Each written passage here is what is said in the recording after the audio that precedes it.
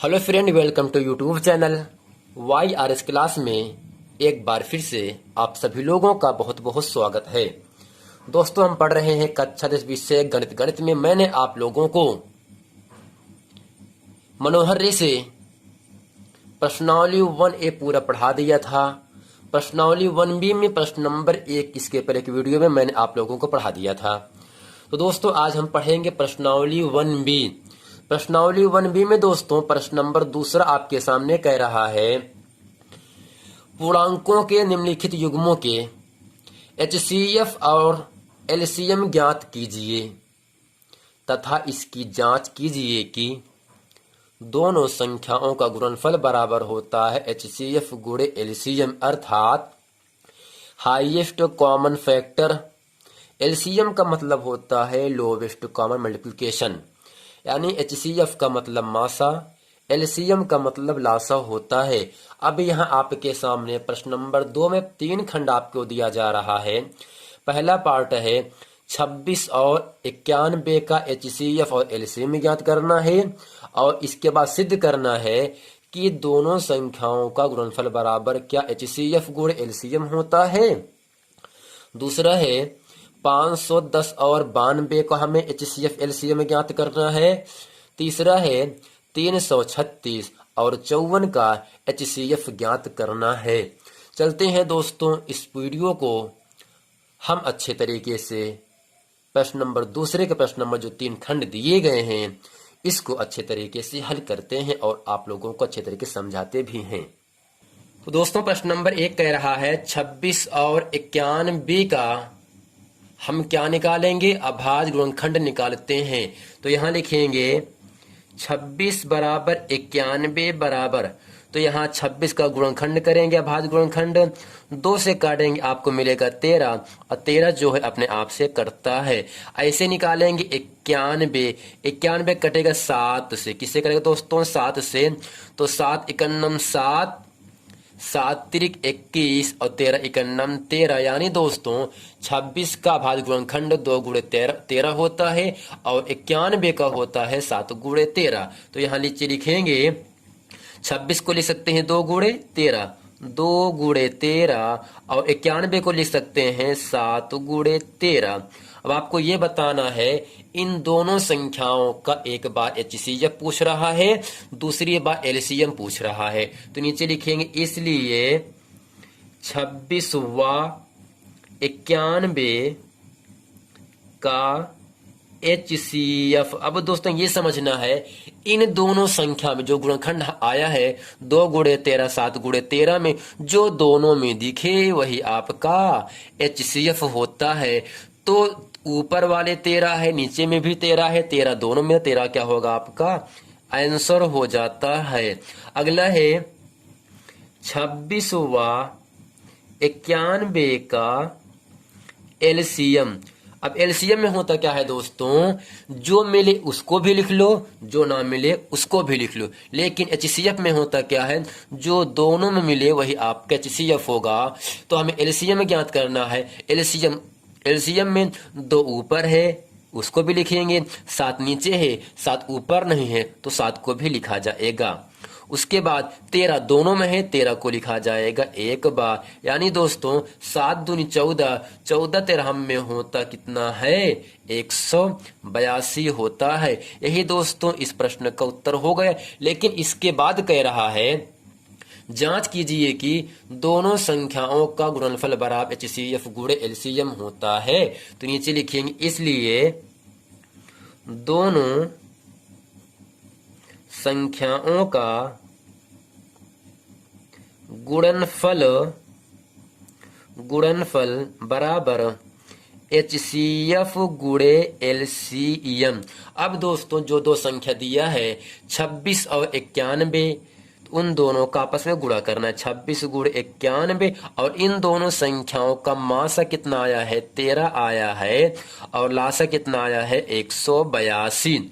अब दोस्तों करते क्या है, जब 26 में हम 91 से गुणा करते हैं ना तब आपको मिलेगा 2366, और जब हम 13 में 182 से गुणा करते हैं तो वह मिलेगा 2366। यही दोस्तों दोनों पक्ष का मान बराबर आ गया है, तो इसका मतलब क्या होगा, दोनों संख्याओं का गुणनफल बराबर क्या होगा, HCF गुणे एलसीएम होता है। ये आपको सिद्ध करना है, तो नीचे लिखेंगे अतः LHS बराबर RHS, लेफ्ट हैंड साइड बराबर राइट हैंड साइड, यही आपका उत्तर हो जाता है। अब प्रश्न नंबर दूसरा कह रहा है 510 और 92 का HCF क्या होगा। दोस्तों प्रश्न नंबर दूसरा है 510 और 92, तो हमें पहले इसका करना क्या है, अभाज्य गुणनखंड ज्ञात करना है। तो नीचे लिखेंगे प्रश्न नंबर दूसरा है 510 और 92 का भाज्य गुणनखंड। तो काटते यहाँ पर है 510 का, 2 से काटें क्या मिलेगा आपका, 2 दूनी 4, 2 पंच 6 10, 2 पंच 6 255 आ गए है ना। अब इसको काटते हैं 3 से, 3 अठे 24, 1 3 पचे 15। अब काटेंगे 5 से, 5 के नम 5, 5 सते 35, 18 17 पचे 85, 85 तीन 255, 255 दूनी 517 जो है दोस्तों। अब दोस्तों 17 जो है एक अभाज्य संख्या है, अभाज्य संख्याएं अपने आप से कटते हैं। 17 का नाम 17, यानी 510 को हम क्या लिख सकते हैं, 2 गुणे 3 गुणे 5 गुणे 17, ऐसे निकालेंगे 92 का। किसका निकालेंगे दोस्तों, 92 का। इसको 2 से काटेंगे, 2 चौक 8, 2 छंग 12, 2 से काटेंगे 2 दूनी 4, 2 3 6, 23 दूनी 46, 46 दूनी 92। अब 23 जो है एक अभाज्य संख्या है, 23 जो अपने आप से कटेगा, तो 92 को लिख सकते हैं 2 गुणे 2 गुणे 23, 2 गुणे 2 गुणे 23। अब करते क्या है दोस्तों, अब इन्हीं दोनों संख्याओं का हमें एक बार मासा पूछ रहा है, फिर लासा पूछ रहा है। अब करते क्या है, मासा का मतलब जो दोनों में मिलता रहे, जो दोनों में मिलता रहे।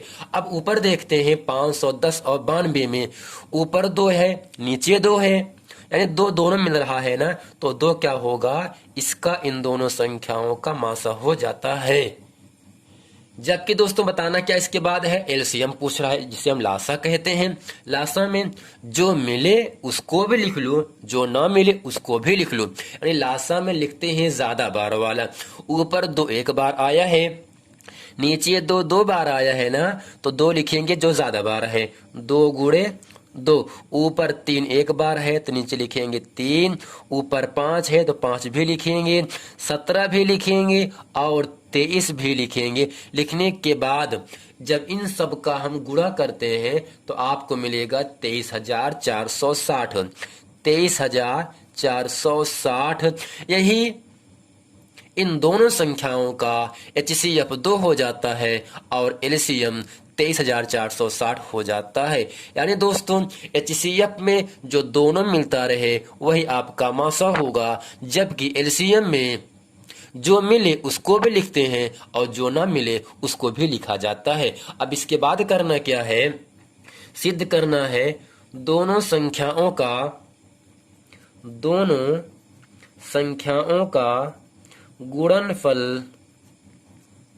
गुणनफल बराबर HCF जिसे हम मासा कहते हैं, LCM जिसे हम लासा दोस्तों कहते हैं। अब करना क्या है, दोनों संख्या को हमें गुणा करना है। पहली संख्या 510, दूसरा क्या है 92। इन दोनों संख्याओं का मासा 2 आया है, लासा आया है 23,460। जब दोनों संख्या को दोस्तों आपस में गुणा करते हैं, यानी जब 510 में हम 52 से गुणा करते हैं तब गुणनफल प्राप्त होता है 46,920, 46,920। यही मान यहाँ पर भी मिलेगा 46,920।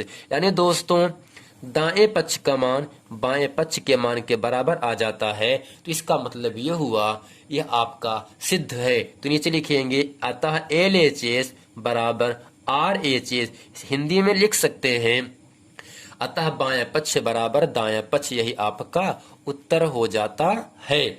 प्रश्न नंबर दोस्तों, प्रश्न नंबर तीसरा आपके सामने कह रहा है 336 और 54 का HCF और LCM, फिर इसके बाद दोनों संख्या गुणनफल बराबर HCF गुणे LCM करना है। चलते हैं दोस्तों प्रश्न नंबर 3 अच्छे तरीके से हम बताते हैं। अब दोस्तों करते क्या है, 336 का हम अभाज्य गुणनखंड ज्ञात करेंगे। 336 का 2 से काटेंगे यहाँ से, 2 इकन्नम 2, 2 छंग 12, 2 अठे 16, फिर 2 से काटेंगे, 2 अठ 16, 2 चौके 8, 2 से काटेंगे, 2 चौक 8, 2 दूनी 4, 42 दूनी 84, 84 दूनी 168, 168 दूनी 336, 2 से काटेंगे 21 मिलेगा, 3 से काटेंगे 7 मिलेगा, और 7 एक अभाज्य संख्या अपने आप से कटता है। ऐसे ही निकालेंगे 54 का। तो 54 का क्या होगा दोस्तों, यहाँ से 2 से काटेंगे, 2 दूनी 4, 2 7 14, 3 से काटेंगे, 3 9 27, 3 तिरिक का 9, 3 इकन्नम 3, यानी 336 को लिख सकते हैं 2 गुणे 2, 2 गुणे 2 गुणे 2 गुणे 2 गुणे 3 गुणे 7, गुणे 3 गुणे 7, और 54 को लिख सकते हैं 2 गुणे 3, 2 गुणे 3 गुणे 3 गुणे 3। अब दोस्तों करते क्या है, इन दोनों संख्याओं का हमें एक बार मासा पूछ रहा है, फिर लासा पूछ रहा है ना। तो करते क्या है, जो संख्या दोनों मिले वही आपका मासा होता है। 2 यहाँ मिल रहा है और 3 यहाँ दोनों मिल रहा है, 2 2 3 3, तो होगा क्या, 2 गुणे 3 बराबर 6 आपका मासा हो गया। और इसके बाद जो मिले उसको भी लिख लो, जो ना मिले उसको भी लिखते हैं, यानी एलसीएम में लिखते हैं ज्यादा बार वाला। देखते क्या है, नीचे 2 एक बार आया है, ऊपर 2 4 बार आया है, तो लिखेंगे ज्यादा बार वाला। तो लिखेंगे यहाँ से 2 गुणे 2 गुणे 2 गुणे 2, ऊपर 3 एक बार, नीचे 3 3 बार, लिखेंगे कौन, ज्यादा बार वाला। तो 3 गुणे 3 गुणे 3, ऊपर 7 एक ही बार आया है। जब दोस्तों इन सब का गुणा करते हैं तब इसका मान प्राप्त होता है, इसका मान प्राप्त होगा 3024। कितना प्राप्त होगा दोस्तों, जब 2 गुणे 2 गुणे 2 गुणे 2 गुणे 3 गुणे 3 गुणे 3 गुणे 7 का आपस में सब गुणा करते हैं तब मिलेगा 3024, जो कि इन दोनों संख्याओं का लासा हो जाता है। अब सिद्ध करना है क्या दोनों संख्याओं गुणनफल बराबर मासा गुणे लासा होता है। तो नीचे लिखेंगे, इसलिए दोनों संख्याओं का गुणनफल बराबर मासा गुणे लासा। अब करते क्या है, जो दो संख्या है, पहली संख्या 336, दूसरा है 54, इन दोनों संख्याओं का मासा आया है 6, लासा कितना आया है 3024। जब दोस्तों इन दोनों संख्या का आपस में गुणा करते हैं तब मिलता है 18144, 18144 बराबर 18144, यानी इन दोनों संग गुणा करने पर और मासा में हम लासा जब गुणा कर देते हैं, यदि दोनों पक्ष का मान बराबर होता है तब हम कह सकते हैं कि इन दोनों संख्याओं का मासा 6 और इन दोनों संख्याओं का लासा 3024 होता है। तो नीचे लिखेंगे अतः या इसलिए LHS बराबर RHS। यही दोस्तों इस प्रश्न का उत्तर हो जाता है।